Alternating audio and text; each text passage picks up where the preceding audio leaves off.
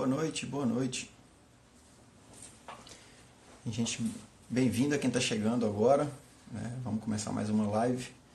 Temos aí 1 hora para conversar um bocado de questões que me foram colocadas dessa vez. Então, sem muita enrolação, né? Vamos lá. Primeira pergunta, a Fernanda diz o seguinte: eu tirei o açúcar, estou sentindo tonteiras. Fernanda, é uma situação razoavelmente comum, né? A gente, embora muitas vezes a gente não saiba, né?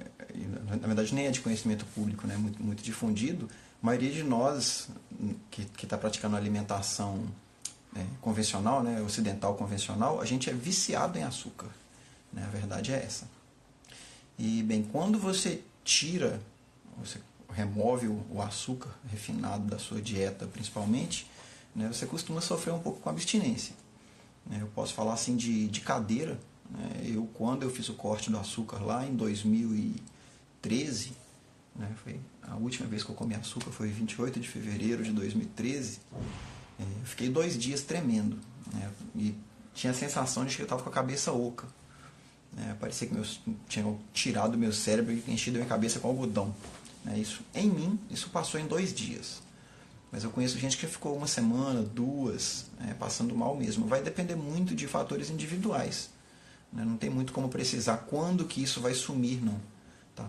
Mas o que eu posso te garantir é que vai sumir. Né? Como qualquer droga de abuso, se você se priva da droga por um tempo, né, até o seu corpo entender que não vai vir mais, não vai ter a próxima dose, você tende a ultrapassar esses sintomas de abstinência. E só relembrando aí, isso faz parte de a gente fala que é uma síndrome, né? Mas na verdade não é. As pessoas chamam de síndrome do carboidrato, alguns chamam de keto flu, né? A gripe do carboidrato também, a gripe low carb. E ela pode envolver vários sintomas, né? Não só tonteira, pode vir dor de cabeça, pode vir cãibra, pode vir prisão de ventre. Costuma acontecer em maior ou menor escala em todo mundo que está começando uma dieta low carb. Tá? Mas felizmente isso passa. Tá bom? Então assim, não desista da sua dieta porque você está sentindo essas tonteiras pela falta de açúcar. Elas vão passar, tá bom? Vamos lá. A Ju diz: talvez possa ter sido respondido no blog, mas para iniciante... Deixa eu voltar. Talvez possa ter sido respondido no blog, mas para iniciante é legal, que é o meu caso.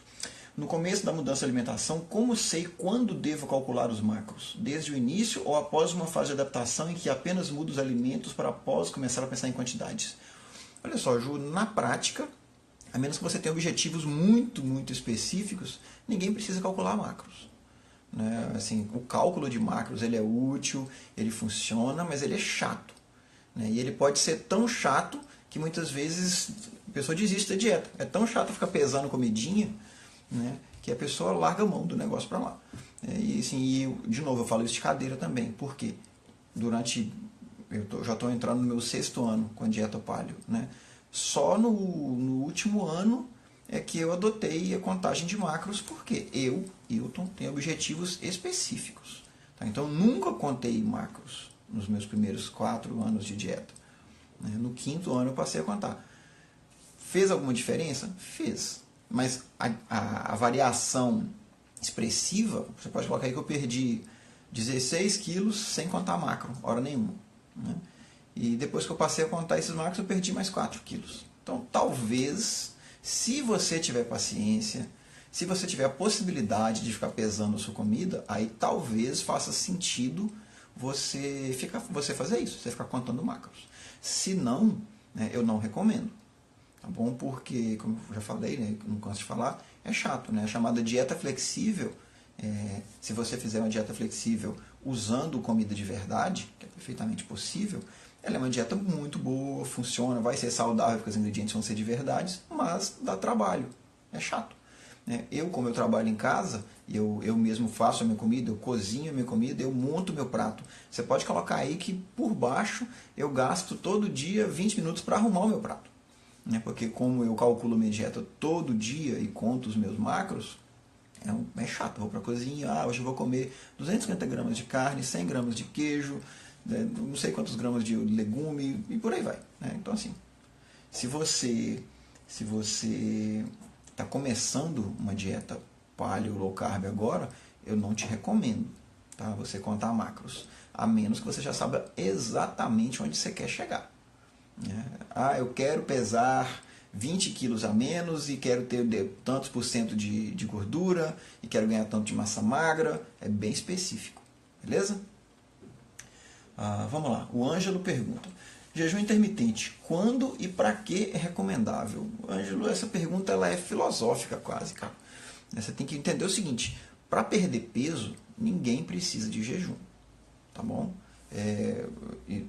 Eu conheço N casos, eu consigo citar novamente, né, de cadeira, o meu caso.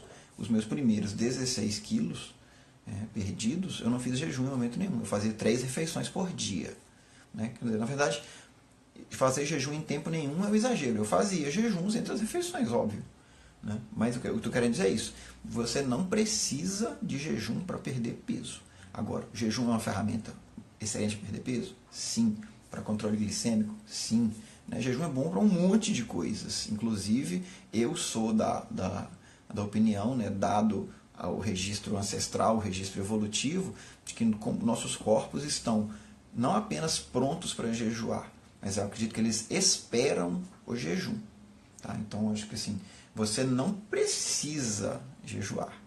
Né? Você não precisa jejuar. Mas, enquanto espécie, né, eu acho que os nossos genes pedem um pouquinho de jejum de vez em quando. Não precisa ser sempre, né? E também não precisa ser um jejum muito longo.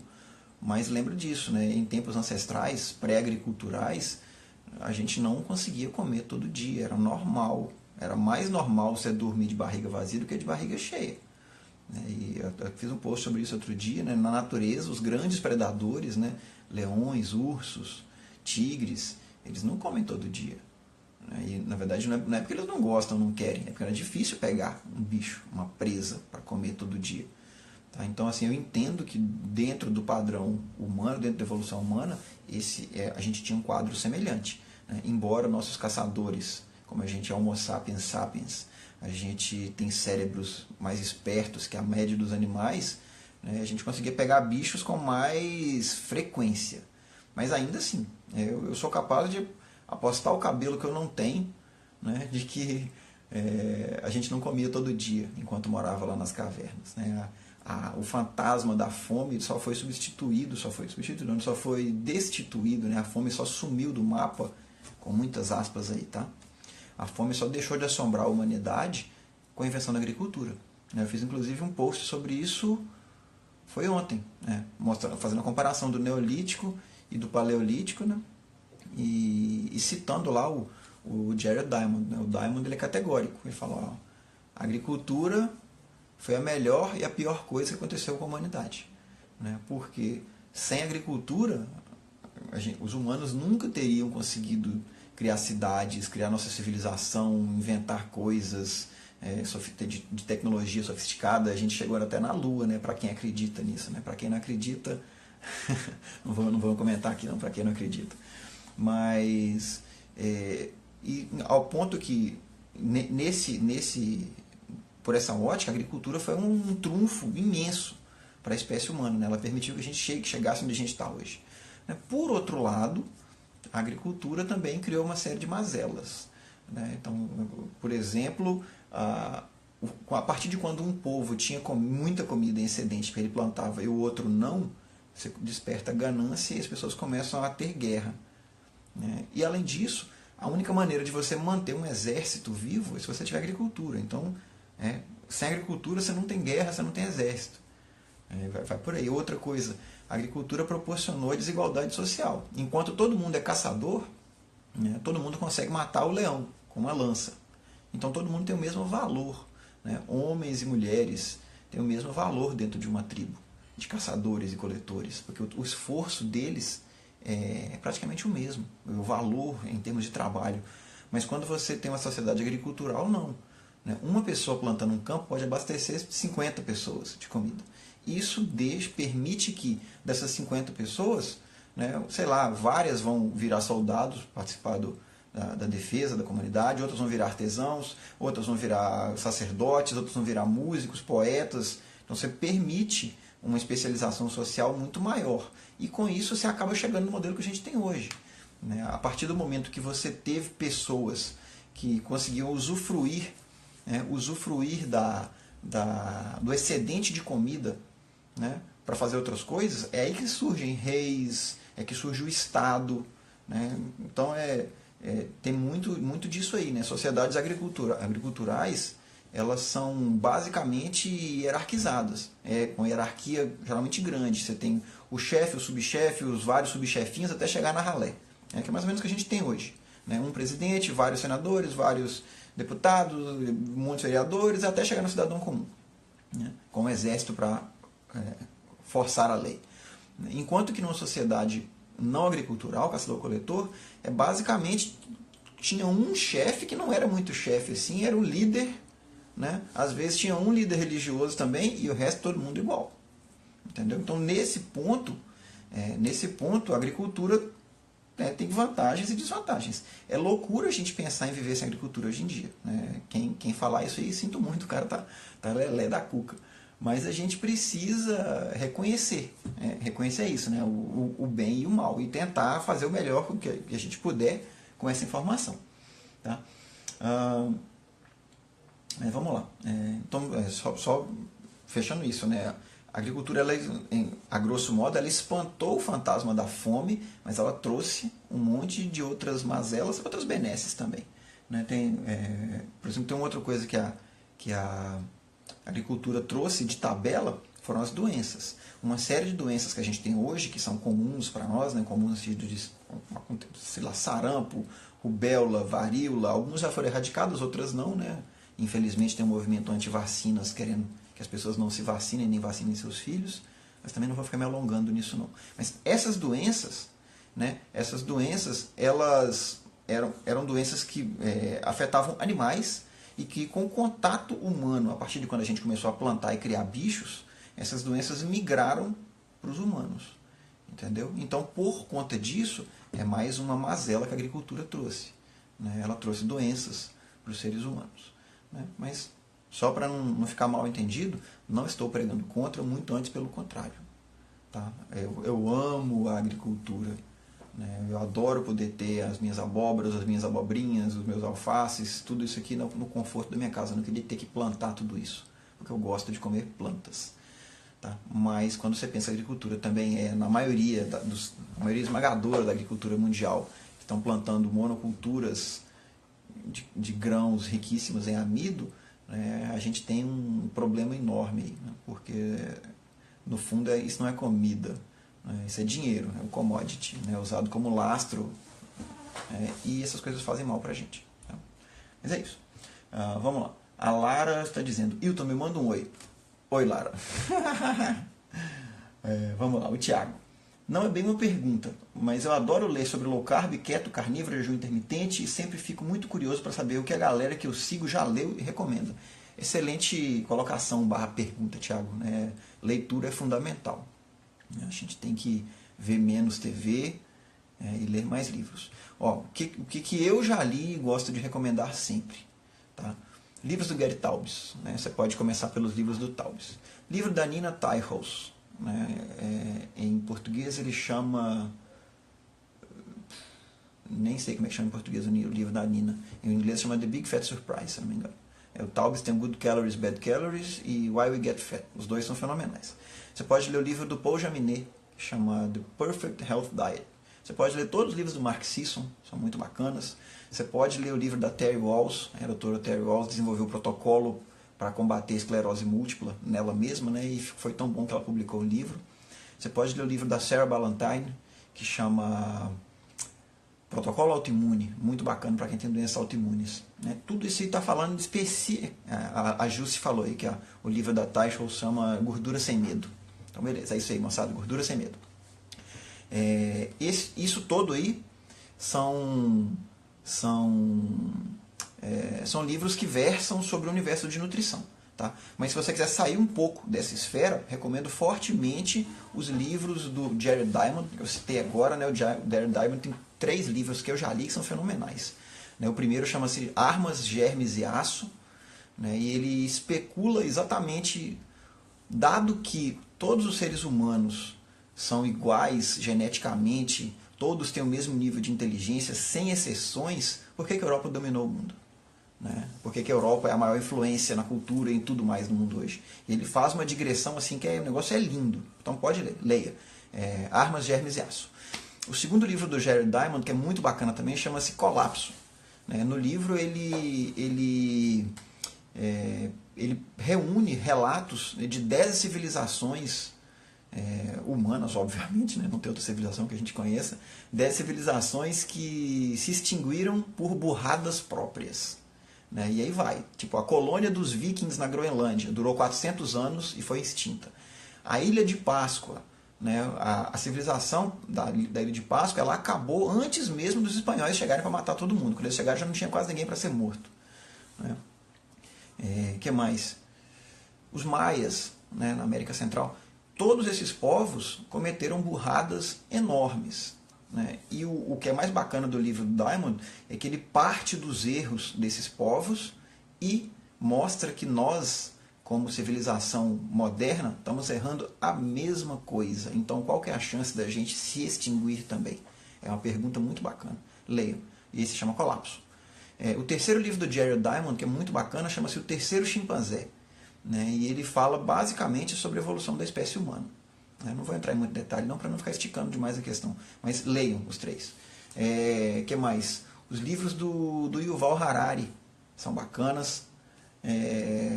Tem o Sapiens. Tem um segundo que eu esqueci o nome agora, que é muito bacana. Os livros do Nassim Taleb. Né? Pode ler o Antifrágil. É bem bacana também. E por aí vai. Tá? Eu posso dar mais recomendações. Tem um que é muito legal.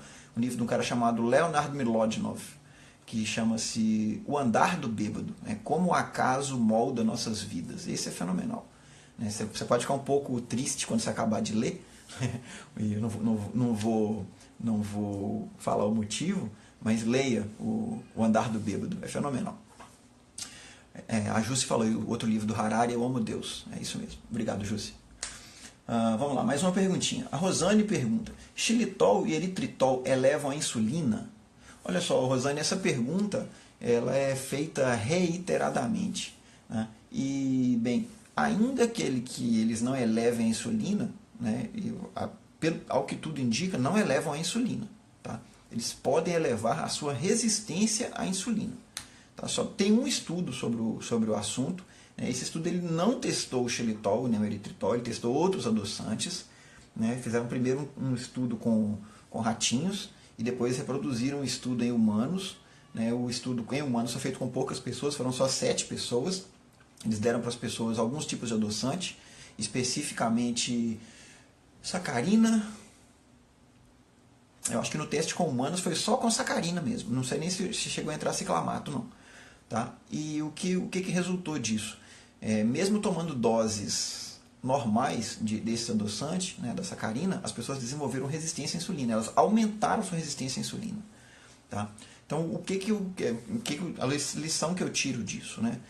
Nenhum adoçante, né, artificial, estou me referindo aos artificiais, no caso, né, os polióis, eritritol, xilitol, manitol, sorbitol, ciclamato, sacarina, sucralose, acesulfame, o que mais? Tem mais um que eu estou esquecendo. Não é o caso. Nenhum adoçante é bento, né, como a gente fala aqui em Minas. Todos eles ou já têm algum tipo de culpa no cartório ou estão na berlinda. Então, assim, quando eu vejo muita gente falando, mas sucralose é o melhor adoçante. Pode até ser. Né? Eu não vou entrar nesse mérito de quem que é o melhor, quem que é o pior. Mas o fato de ser o melhor não quer dizer que é bom. Tá? Então, Ailton, qual adoçante que você come? Eu como qualquer um. A questão toda é que é tão raro para mim que não faz diferença. Eu não tomo nada adoçado, refrigerante, suco. Né? Já tem anos que eu não bebo suco. Quando eu quero fazer algum doce, eu uso mel ou adoçante que tiver à mão. Mas é tão raro eu ficar fazendo esse tipo de coisa que para mim, eu considero que o risco para mim é baixo. Entendeu? Então isso. Eu acho que mais do que se preocupar com a elevação da insulina, preocupe-se com a elevação da resistência à insulina, né? E fique de olho no seu vício em doces. Tá? Porque uma coisa é um vício químico, outra coisa é um vício psicológico. Os dois podem existir e podem coexistir. Então, se você começou a fazer uma dieta low carb, mas você está insistindo em comer sempre um monte de doces low carb, o que você está fazendo no fundo é manter o seu vício vivo. Tá? Então, assim, sugestão, tá? Tenta reduzir o volume de adoçantes na sua vida até você conseguir ficar sem eles. Né? Come a saladinha de fruta com iogurte, é tão gostoso, não precisa de adoçante. Tá bom? E aí, de vez em quando, come o seu adoçante, sem culpa também. Tá? Eu não fico chorando no dia que eu como ciclamato. Não. Eu como e pronto, acabou. Amanhã eu não como mais. Tá bom? Vamos lá. A Olivia pergunta: gravidez estilo low carb, alguma contraindicação? Olivia, não que eu saiba. Tá? Não há contraindicação para você fazer low carb. Inclusive, a gente tem aí registros etnográficos. Né? Tem povos onde a alimentação tradicional é low carb. As mulheres engravidam do mesmo jeito, têm filhos do mesmo jeito, e aí não esquentam a cabeça por isso.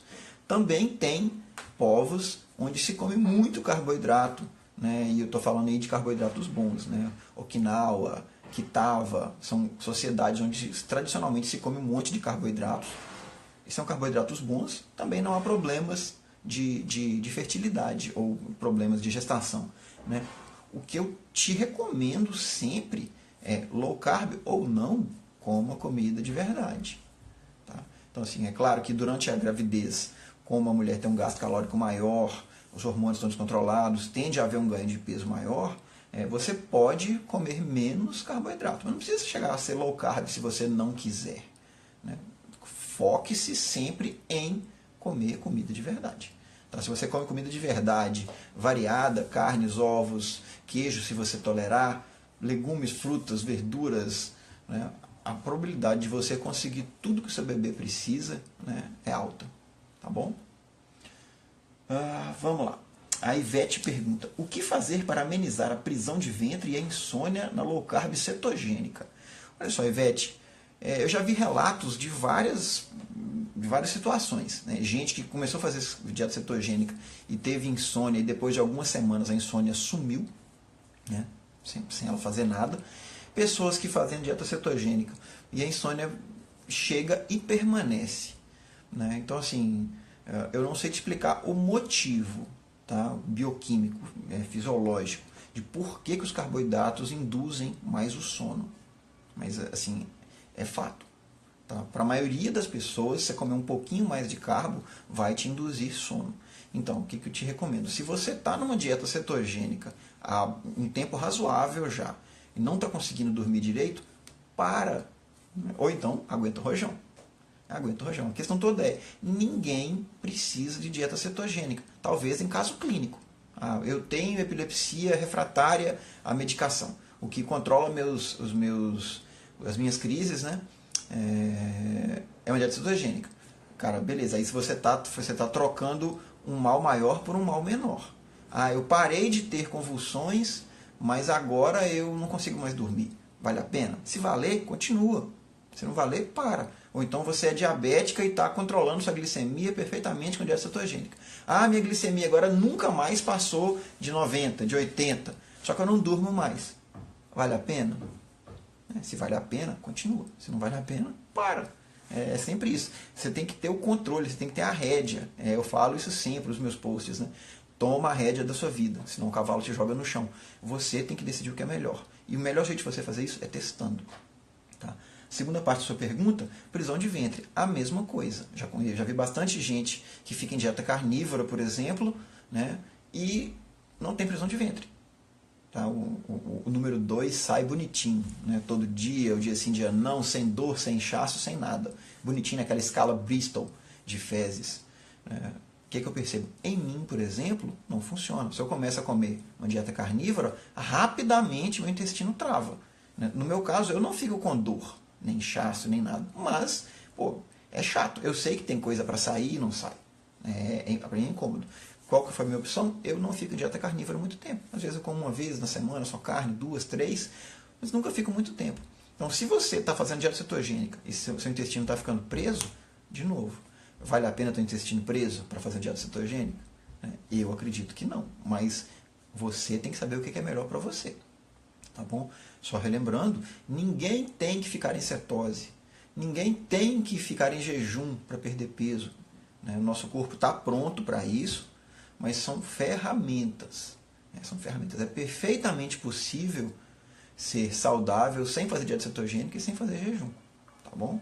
São escolhas.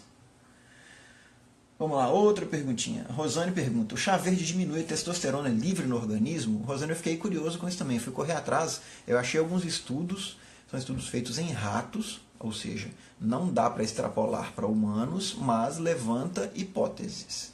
Tá? Em ratos, doses grandes, e quando eu falo grande, é grande em relação ao peso do ratinho, né? Doses grandes de extrato de chá verde, ou seja, não era o chá propriamente dito, não era uma coisa concentrada, mas doses grandes de extrato de chá verde reduziram a produção de testosterona nos ratinhos, tanto em vivo quanto in vitro, né? Ou seja, aplicaram extrato de chá verde nas células de testículos dos ratinhos, né? na plaquinha de Petri lá, e inibiu isso aí. Então, os caras, inclusive, reportaram que o peso dos testículos dos ratinhos diminuiu depois de doses cavalares de chá verde durante algum tempo. Tá? Então, é possível, acontece, não achei provas concretas, não achei estudos fortes, prospectivos, randomizados, controlados, feitos em humanos, né, para testar se chá verde reduz testosterona. Tá? Eu sou da opinião sempre que nem tanto ao céu, nem tanto à terra. Então, assim, você não precisa ficar se entupindo de chá verde. Assim como nem de cafeína, nem de nada. A gente tem que se entupir de nada, né, para ter uma vida boa. Né? Aí, nesse caso, eu acho que vale a famosa moderação. Né? A moderação que a dieta convencional tenta empurrar para a gente, que a moderação é comer um monte de carboidrato. Não. Moderação realmente é ser moderado, é você medir o seu resultado. Tá? Vamos lá, mais um. A Rosane pergunta também, a estratégia de carb backloading, em que se treina no fim da tarde/noite e depois pode comer carboidrato em maior quantidade, é eficaz e saudável, na sua opinião? Olha só, Rosane, o carb backloading é uma técnica, ela foi criada por um cara chamado John Kiefer, né, se eu não me engano, né? E o que o John Kiefer ele alega é que a afirmação de que à noite nós estamos mais resistentes à insulina, e por isso, se você comer mais carboidrato, você vai ganhar mais peso, ele alega que é mais delicado do que isso. Que tem um jogo entre insulina e cortisol que acontece durante a noite, né, e na visão dele, na prática, o que acontece é o contrário. Se você come mais carboidratos à noite e menos durante o dia, você tende a queimar gordura e não a produzir gordura. Tá? Então, a estratégia básica do carb backloading, a pessoa come no máximo 30 gramas de carbo. Isso é o carb backloading clássico, tá? Como ele desenhou. A pessoa come no máximo 30 gramas de carboidrato por dia e à noite, depois de treinar, aí ela come o mundo de carboidratos. Bem, tem algumas nuances a considerar aí. Primeiramente, que tipo de carboidrato essa pessoa está comendo? Né? Então, uma coisa eu falei, cara, eu vou comer quase nada de carboidrato e à noite eu vou me esbaldar. E na hora do me esbaldar eu como um monte de batata doce e banana. Essa é uma coisa. Outra coisa é eu me esbaldar comendo donut, pão branco, entendeu? Né? Não dá para comparar a qualidade do nutriente. Em termos práticos, já vi várias pessoas que fazem carb backloading e têm resultados excelentes. E já vi algumas pessoas que tentaram fazer carb backloading e começaram a entrar em compulsão. Né? Então o cara comia um montão de carboidrato à noite, no outro dia acordava maluco para comer mais. Essas pessoas desistiram do carb backloading e voltaram para o low carb normal. Tá? Então, de novo, eu acredito que você tem que testar. O fato de ser saudável ou não vai depender de quanto carboidrato é esse muito, né? E de quais carboidratos você está escolhendo. Eu já tive um aluno de coaching que era lutador profissional de MMA, né? E ele precisava perder 7 quilos em um mês, era uma restrição, porque ele ia ter uma luta, né? E ele tinha que baixar o peso, ele não queria ficar fazendo aquelas loucuras de desidratação, de ficar na sauna com roupa de borracha. Então, a alternativa dele, né, a escolha dele, foi fazer uma dieta low carb. E o que eu sugeri para ele? Como o volume de treino dele era muito alto, né, ele treinava 8, 9 horas por dia, entre jiu-jitsu, muay thai, escalada, o cara fazia um monte de musculação, fazia um monte de coisa. O que eu sugeri? Falei, cara, você vai zerar os seus carboidratos durante o dia e à noite, né, no caso dele, a gente calculou na época, ele estava comendo 100 e tantos, 200 e tantos gramas de carboidrato. Não lembro direito não, porque já tem bastante tempo. Né? Mas ele comia esse monte de carboidrato à noite, só carboidrato bom. Então vinha batata doce, tinha um monte de fruta, né? e ele conseguiu bater o peso dele, né? Ele chegou na pesa, ele tinha que ter perdido 7 quilos, ele perdeu quase 8, foi 7.600, eu acho. Chegou na pesagem mais leve do que precisava, ou seja, bateu o peso, não precisou fazer as loucuras que os lutadores muitas vezes fazem, depois que pesa, se entupir de água, de sal e de comida para recuperar um pouco do peso e conseguir lutar, né? Esse cara ele chegou com a densidade muscular, assim, tava trincado, bicho, trincado. Entrou, lutou e felizmente ganhou, né? É óbvio que eu não posso atribuir a vitória dele na luta, né, à dieta. Seria idiota da minha parte fazer isso, né? Ele ganhou porque ele foi melhor do que o cara, ele lutou bem. Mas eu achei interessante um comentário que ele fez pra mim depois, que foi o seguinte, falou, cara, eu tô achando, o que eu acho mais bacana dessa dieta low carb, é que dentro da luta eu penso melhor. Eu falei, olha, que legal isso, né? Porque é uma coisa que a gente experiencia no cotidiano nosso, de quem pratica low carb. Quando você está comendo menos carboidrato, né, o seu cérebro tende a funcionar mais com cetonas, e a gente sabe que funcionando com cetonas, a performance cerebral ela é melhor, né? Embora os corpos cetônicos eles têm o ciclo metabólico deles é maior para gerar energia, ele leva mais tempo para gerar energia do que a glicose, ele vamos colocar assim, por grama, por mol na verdade, né, por mol de cetonas consumidas, ele gera muito mais ATP, muito mais energia. Então, quem faz dieta cetogênica pensa melhor, não é à toa. Quem faz jejum pensa melhor, não é à toa. Né? E foi legal isso vindo dele, que não tinha experiência nenhuma com nada de nutrição, e me falou isso, falou, cara, eu penso melhor na luta, eu consigo me concentrar melhor, me focar mais. E, pô, velho, tá no caminho certo. Beleza? Então isso, Rosane. Carb backloading é saudável? Pode ser saudável. Escolha bons carboidratos. A estratégia funciona? Você tem que testar em você. Conheço muita gente para a qual ela funcionou e algumas pessoas para as quais não funcionou. Tá bom? Tem que fazer seu teste e depois você me conta se deu certo. Vamos lá. Sim. A Ana Cecília pergunta: gostaria de saber se quando estamos na menopausa, se o organismo realmente desacelera ou se isso é mito. Olha só, Ana, a idade ela vai trazer mudanças para o corpo de homens e mulheres, né? Sem dúvida. A nossa performance geral enquanto humanos, ela tende a cair. Tá? Não é motivo, né, para a gente, já que eu vou ficar velho, não vou tocar o F aqui e comer tudo que eu quero, beber tudo que eu quero. Não é isso que eu estou falando. Mas assim, é esperado que a gente se degrade com o tempo, até chegar o dia da morte, obviamente. Né? Mulheres especificamente, na menopausa, eu não diria que o metabolismo se retarda, embora possa acontecer. Você pode ter mudanças de tireoide, por exemplo, né, associadas com a menopausa. Mas o que é fato? O perfil hormonal da mulher, ele muda. Né? A produção de alguns hormônios cai até chegar a zero, né? E de outros hormônios estabiliza ou pode até subir um pouco. E isso no corpo da mulher, né, ele tende a mexer na deposição de gordura. Então a gente costuma falar que mulheres pré-menopausa, a deposição de gordura é no estilo pera, né? As mulheres tendem a depositar mais gordura no quadril, nos colotes, e que depois da menopausa ela passa para uma distribuição que é tipicamente masculina, a gente chama de distribuição em forma de maçã. Né? A mulher passa a tender a ganhar mais gordura na região visceral, gordura na barriga. Tá? Então isso causa essas mudanças visuais no corpo da mulher. É claro que se você tiver uma rotina, uma dieta boa, eu voto em low carb e paleo aí, tá bom? Só para puxar a brasa para nossa sardinha. E uma rotina de atividade física esperta, né? Treino de força, musculação, né? Crossfit. Né? Se você quiser fazer aeróbico, obviamente esteja à vontade. Né? Só saiba que não é a melhor escolha fisiologicamente falando. Tá? Mas quero dizer isso. Mesmo pós-menopausa, você consegue ter um corpo forte e saudável, se você tratar dele. Tá bom? Então não fica pensando assim, meu metabolismo vai retardar, vai se retardar, né? E eu vou me conformar com isso. Não, você não tem que se conformar com isso. Você pode ser sempre a versão melhor de você mesma.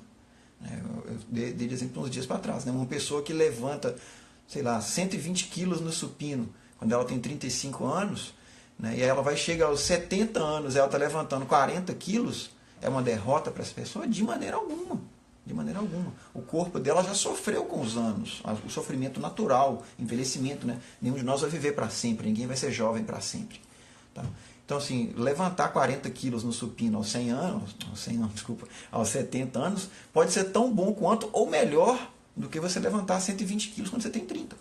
Entendeu? Então, assim, trabalhe para você chegar na idade avançada forte, saudável. Tá?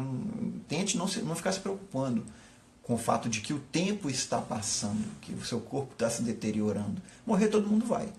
Né? Morrer todo mundo vai. E aí, de novo, né? A gente tem que preocupar, a gente preocupa muito com a qualidade de vida, mas não preocupa com a qualidade de morte. Né? Preocupe-se com a qualidade da sua morte também. Tá? Eu, se possível, um dia eu vou dormir e não vou acordar. Né? Acabou o tempo do Hilton. O que eu não quero para mim, de jeito nenhum, é passar os últimos 20 anos da minha vida em cima de uma cama, os 10 últimos anos fazendo hemodiálise, tomando insulina injetável. Isso eu não quero. Eu vou fazer tudo o que eu puder para evitar esse tipo de destino para mim.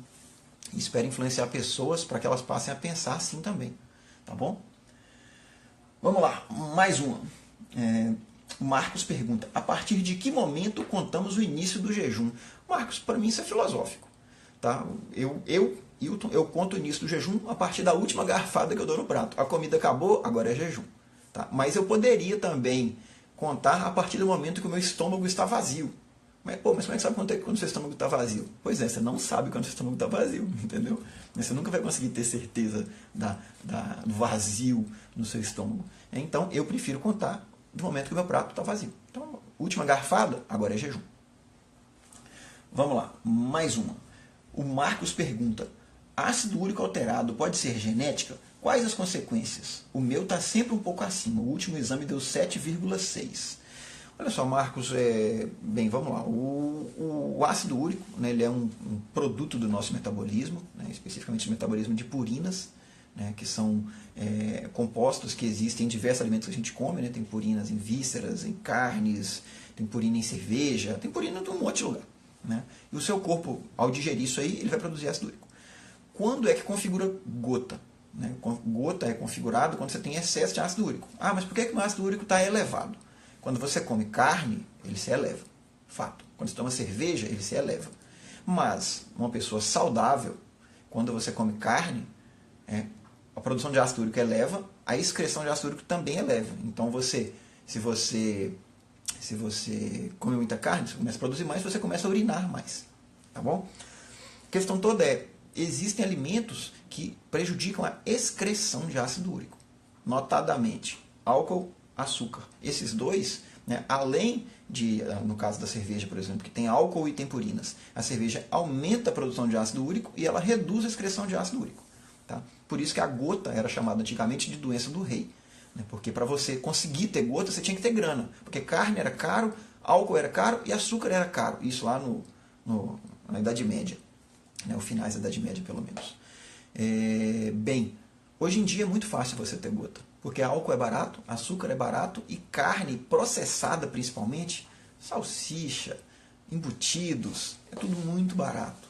Então hoje em dia é moleza você ter gota. Então beleza, está dado o panorama de por que a gente tem gota, né, e como o low carb consegue resolver isso. Né, quando você tira o açúcar, você tira as coisas processadas, você tira o álcool, ou pelo menos a boa parte do álcool, você tende a normalizar a sua excreção de ácido úrico.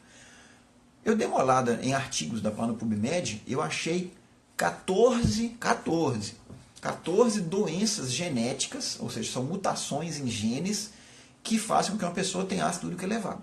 Cada uma delas tem um desfecho diferente, né? São mutações em genes diferentes. Então, assim, o que as une é o fato de todas elas elevarem o ácido úrico. Tá? Agora, você tem uma mutação dessa? Não vou nem me arriscar a falar que sim. Provavelmente não tem, tá bom? Mas que pode ser genético? Pode. Por que eu falei que não tem? Porque tudo isso que eu falei, essas mutações, elas causam doenças graves. Tipo, a pessoa tem gota sem fazer nada. Às vezes a criança já nasce e começa a ter gota durante a infância. Né? Não deu nem tempo dela abusar das coisas da vida, ela já está tendo gota. Por quê? Nasceu com mutação. Tá? Então, assim, se o seu ácido úrico está sempre elevado, né, investigue algumas coisas. Hein? Primeiro, você tem sintomas de gota? Né? Você tem dor articular, membro inferior? Né? Por quê?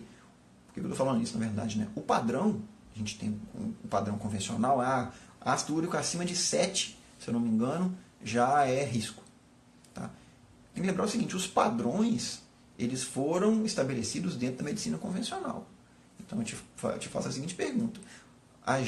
Nós do mundo paleo low carb, a gente bate de frente com o padrão do colesterol. Colesterol acima de, 190, você já tem que tomar remédio. A gente fala, não tem. Né? Por que o ácido úrico é diferente? Será que a gente não está enganado nessa medida também? Né?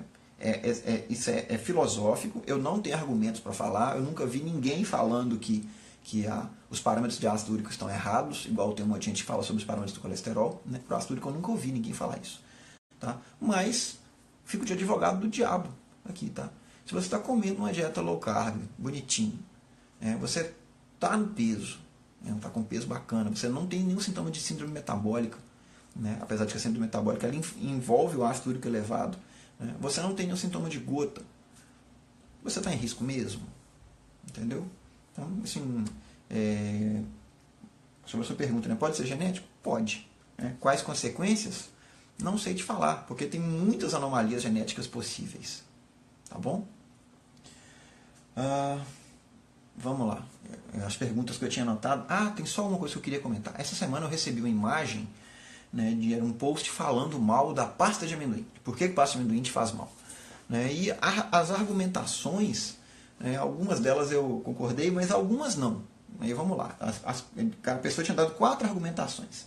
A primeira delas é aflatoxina. A aflatoxina é uma toxina produzida por fungos que podem infectar o grão de amendoim. A pessoa vai lá, moe o amendoim, faz pasta de amendoim, você come aquilo. A aflatoxina ela é cumulativa, né? Se eu não me engano, ela é termorresistente também, então não adianta você cozinhar, ela vai continuar lá. É tipo toxina botulínica, né? Não adianta você cozinhar depois que a toxina já existe na comida. Então a aflatoxina, ao longo do tempo, né, ela pode te causar um problema grave. Né? Anos e anos de consumo, ela pode afetar o seu fígado, por exemplo. A questão toda é, você vai deixar de comer amendoim por causa da aflatoxina? Você pode deixar, um direito seu.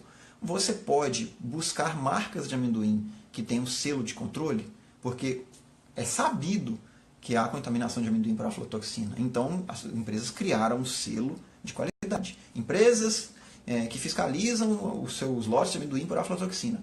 Você pode acreditar nesse selo ou não. Né? Nós estamos no Brasil. Né? A gente estava comendo carne com papelão, até pouco tempo atrás. Carne podre vendida por aquela grande empresa de processamento de carnes. Então, no mínimo, procure marcas de amendoim que tenham um selo desse. Eu não esqueci o nome agora do selo. É um selo de qualidade que, hipoteticamente, ele vai te garantir que o amendoim dos caras não está contaminado. Outro argumento que o cara dava são os agrotóxicos. O amendoim está contaminado por agrotóxico. Cara, a menos que você coma 100% de orgânicos, né, tudo está contaminado por agrotóxico. Então, assim, se você quer comer orgânicos, 100% orgânicos, e tem orçamento para isso, cara, coma e seja feliz. É o melhor que você faz. Agora, se você é como eu, que não consigo ficar comprando tudo orgânico, não cabe no orçamento, velho. Eu prefiro investir, né, o pouco dinheiro que eu tenho em comprar mais coisas que vão me alimentar por mais tempo. Tá? Ainda que eu pague o preço da qualidade. Mas não vou ficar tapando sol com a peneira, por exemplo. Tomate, pimentão é lotado de agrotóxico. Né? A maioria das folhas é lotado de agrotóxico. E agora vai ser mais lotado ainda. Né? A gente está vendo as portarias que estão sendo aprovadas aí. Então a tendência que a gente passe é comer mais veneno. A questão toda é o argumento do cara falando para você não comer pasta de amendoim porque tem agrotóxico. Cara, tudo tem agrotóxico. Então você não vai comer nada. Então eu entendo que é um argumento que não procede. Tá? Pasta de amendoim vai ter agrotóxico? Vai. Beleza. Mas e aí? Tem um monte de coisa que tem também. Um terceiro argumento dele é porque a pasta de amendoim tem excesso de ômega 6. A gente já viu num post meu recente aí, né? Excesso de gordura ômega 6 aumenta a inflamação sistêmica, aumenta o dano solar na sua pele, então aumenta o seu risco de câncer de pele, blá, blá, blá, blá, blá. Só que, quanto de pasta de amendoim você come? Você come 1 quilo todo dia? Quanto?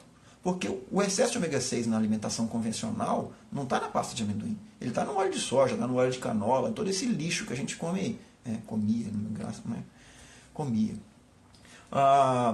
Bem, quando você adota uma dieta feita com comida de verdade, a tendência é que seus níveis de ômega 6 eles caiam absurdamente. Então, será que é um pouquinho de pasta de amendoim que você come hoje e amanhã que vai te fazer ter ômega 6 demais? Não é. Não é isso. Sinto muito. Tá? Então, esse argumento dele, para mim, também não procede. A menos que você coma uma montanha de pasta de amendoim todo dia.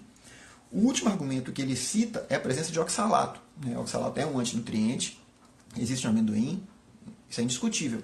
A questão toda é que o oxalato tem muito mais oxalato em couve, brócolis e repolho do que no amendoim. Por que ele está falando mal da pasta de amendoim, então?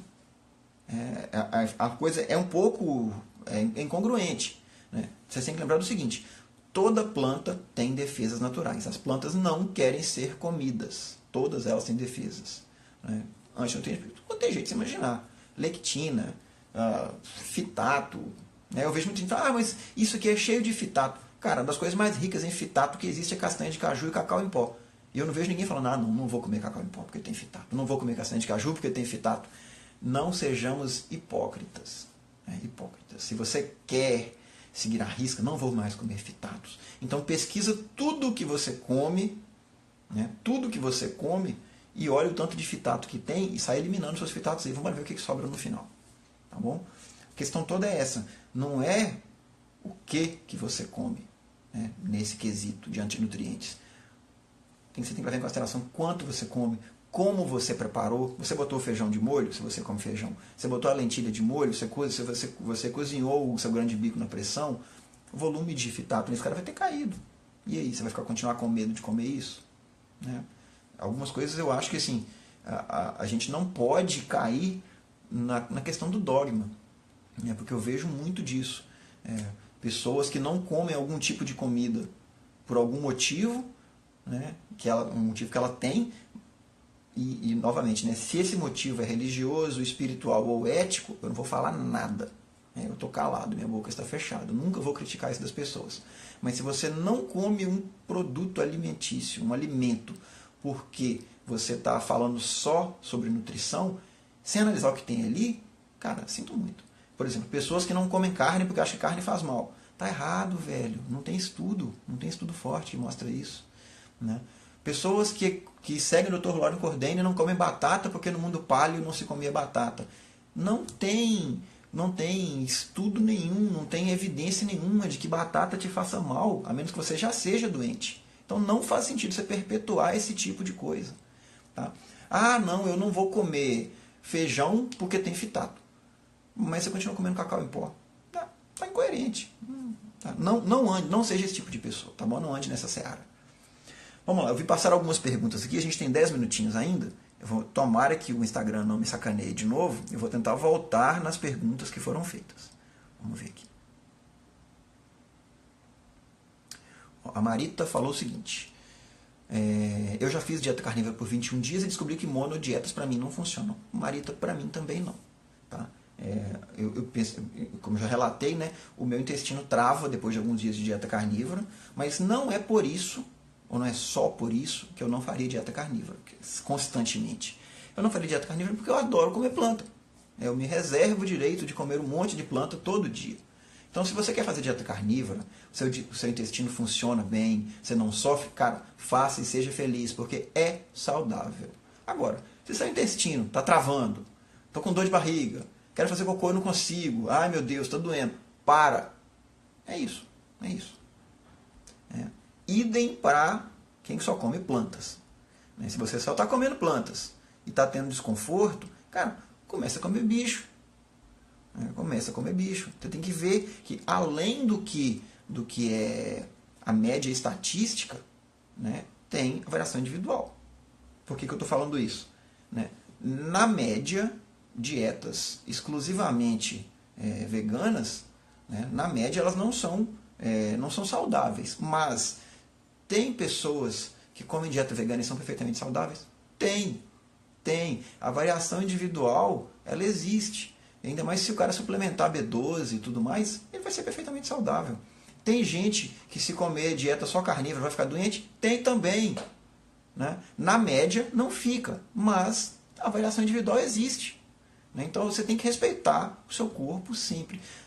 Existem dietas que atendem médias, mas não existe dieta que atende todo mundo. Você tem que ter isso, tem que ficar fixo na sua cabeça. Tá? Se low carb te faz mal, para de fazer low carb. É isso.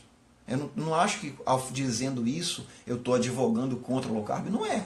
Low carb funciona para a maioria esmagadora das pessoas. Mas se não funciona para você, para de insistir. É isso, para de insistir. Né? Ah, eu estou fazendo low carb direitinho, tem um ano, e nada mudou na minha vida. Cara, para de fazer low carb. Tenta fazer outra coisa. Quem sabe outra coisa não funciona para você. Tá bom? Não demurra em ponta de faca. A Sônia pergunta aqui, ó. Você é a favor da reposição hormonal bioidêntica? Sônia, essa pergunta ela é filosófica e ela é dificílima de responder. Tá? Então, assim, eu vou falar aqui a minha opinião sincera, tá? E, assim, muita gente pode não gostar, tá bom? O que acontece? Na natureza, né, lá no Paleolítico, antes de ter agricultura, antes de ter medicina, antes de ter todas as comodidades modernas, a nossa expectativa de vida era mais baixinha mesmo. Né? E ela era mais baixinha porque nós, humanos, enquanto máquinas, enquanto animais, né, que evoluíram para nascer, crescer, reproduzir, morrer, lembra desse ciclo? Né? O nosso ciclo reprodutivo ele é curto. Né? As mulheres, especificamente, né, passou aí dos 40 e poucos anos, já não consegue mais se reproduzir. Biologicamente, a pessoa já cumpriu a missão dela nessa terra. A gente poderia morrer. É isso. Tá? Os homens também têm esse declínio, né? Embora ele seja mais lento. Às vezes os homens chegam ao final da vida sem alcançar como é que fala? A deterioração reprodutiva completa. Tá? Mas há um declínio. A questão toda é, nós fomos feitos para viver para sempre? Não. Nós somos feitos para reproduzir. É isso. A mamãe natureza quer que a nossa espécie continue viva. Então, do ponto de vista natural, faz muito sentido que depois que um bicho, e nós estamos incluídos aí na palavra bicho, depois que o bicho se reproduziu, passou o período de validade dele, ele já pode morrer. Tá? Então, essa é minha visão biológica. É cruel? É cruel. Agora, a minha visão humanista, Hilton, eu não quero morrer. Né? Eu sou mulher, já estou na menopausa, eu não quero morrer. Né? Eu posso fazer reposição hormonal bioidêntica? Cara, faça. Procure um bom profissional, ele vai te explicar dos prós e dos contras. Né? Por que isso? Ninguém quer morrer, cara. Né? Por mais que a mamãe natureza quer que a gente morra depois de ter reproduzido, a gente não tem que obedecer a mamãe natureza. Né? A gente não vai conseguir vencer a mamãe natureza. Todo mundo vai morrer um dia. Mas você não tem que obedecer. Tá bom? Então, humanamente falando, né? Humanisticamente falando, eu sou a favor sim. Você só tem que saber dos prós e dos contras, porque nosso corpo é uma máquina extremamente complexa. Quem acha que eu vou só aplicar isso aqui e vai ficar tudo bem, não é isso. Sempre há um risco envolvido. Né? Porque, vou tentar dar um exemplo aqui no mundo das máquinas.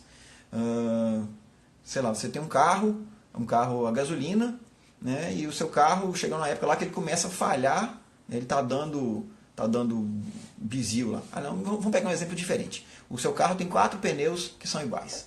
Né? E aí um dos seus pneus está chegando no final da vida útil dele. Aí você vai e pega um pneu que parece com o pneu do seu carro e troca aquele pneu. Né? Pode dar certo? Pode dar certo. Mas dependendo do modelo de pneu que você escolheu, você vai ter mudanças na estrutura, no equilíbrio do carro, vai mudar um monte de coisa. Né? Para isso é que serve o mecânico. No caso, o seu endocrinologista. Né? Ele vai a par do que pode mudar, né? Dos riscos. Não aceite, não há risco. Tudo na vida tem risco. Atravessar a rua tem risco. Que dirá espetar uma injeção no seu braço e aplicar um hormônio. Tá bom? Esteja a par dos riscos, mas faça tudo, e eu sou a favor disso. A gente tem que fazer tudo para tentar viver uma vida plena e ser feliz. Tá bom? Vamos ver mais. Tem mais uma perguntinha aqui para os últimos 5 minutos. A Luciana pergunta: eu quero saber o que você acha sinceramente da carnívora para diabetes tipo 2. Luciana, eu acho ótimo. Você vai ter um controle insulínico fenomenal fazendo dieta carnívora. A questão toda é: dieta carnívora é necessária para ele fazer diabetes tipo 2? Não. Você pode fazer um low carb muito bem controlado. Você pode fazer uma dieta cetogênica. Você pode nem ser cetogênica, mas alguma coisa que fica com um volume de carbos mais baixinho, né? Entre a cetogênica e um, sei lá, a cetogênica a gente está falando de menos de 20, que tal ficar entre 20 e 50 gramas por dia? Né? Come uns tomatinhos, come um bocadinho de folha, tá? Mas para a sua pergunta específica, o que eu acho de carnívoro para tipo 2? Eu acho ótimo. Todas as alegações de que carne induz diabetes, carne piora o diabetes, tudo isso é baboseira. Vem de estudos observacionais, estudos fracos, que quando você coloca a prova contra um estudo forte, ele não se sustenta. Tá? Então toda vez que alguma associação médica dessas convencionais vem falar, mas fulano, a nossa orientação agora é de reduzir o volume de gordura, blá blá blá. Né? Blá blá blá. E eu gosto sempre de analogia, eu não me lembro, eu acho que é do Gary Taubes, que ele fala o seguinte: se você tem intolerância à lactose, o médico te manda parar de comer lactose, né? Ou remediar de alguma forma. Se você tem intolerância a... como é que ele fala da lactose? Se você é celíaco, se você tem sensibilidade ao glúten, te recomendo parar de comer glúten. Mas se você é diabético, o cara te manda parar de comer gordura e te soca carboidrato goela abaixo. Né? É incoerente, não faz sentido. Se você abrir os livros de fisiologia, a fisiologia básica, do ciclo básico, que é ensinado na nutrição, que é ensinado na medicina, em qualquer ciência biológica, né? Você vai ver lá o que é que eleva a sua insulina, o que é que estimula a produção de gordura. E está bem claro o que faz isso. É carboidrato, não é gordura. Então, se você quer controlar a sua hiperglicemia ou seu diabetes já estabelecido, cara, low carb, não tem conversa. Né? Pode vir o Nutri Bambambam da convencional lá, porque ele vai ter que mostrar estudos, e os estudos que ele vai mostrar provavelmente serão observacionais. Né? E aí, so sorry, my friend. Né? Se você quer discutir, você tem que trazer estudo forte, senão não tem brincadeira não. Tá bom? Bem, pessoal, eu acho até que tem mais uma perguntinha aqui para baixo, deixa eu ver. Mas o meu tempo já está esgotando. Tá? A Sônia falou, né? O hormônio é sintético e a gente não pode se iludir com a palavra bioidêntico. É isso aí, Sônia. Assim, só relembrando, né? A questão do hormônio ser bioidêntico, ele pode desempenhar o mesmo papel, mas ele pode estar fazendo outros papéis dentro do seu corpo, que a medicina ou não conhece ou considera que é um mal necessário, vamos dizer assim. Então, fala só isso. Não se conforme com a frase não tem risco. Tudo tem risco na vida. Beleza? Então é isso aí, pessoal. Meu tempo de hoje acabou. Eu agradeço a presença de todos. Né? Semana que vem tem live de novo. Quem quiser deixar mais perguntas, pode mandar pelo direct. Eu vou fazer um post mais pra frente, marcando a data certinho e o horário. Vocês podem comentar no post também. É só eu deixando as perguntas lá que eu vou fazer o meu melhor para conseguir responder. Beleza? Um grande abraço, comam comida de verdade, respeitem o seu corpo e façam exercício físico. Não para emagrecer, mas porque é gostoso e bom. Abraço.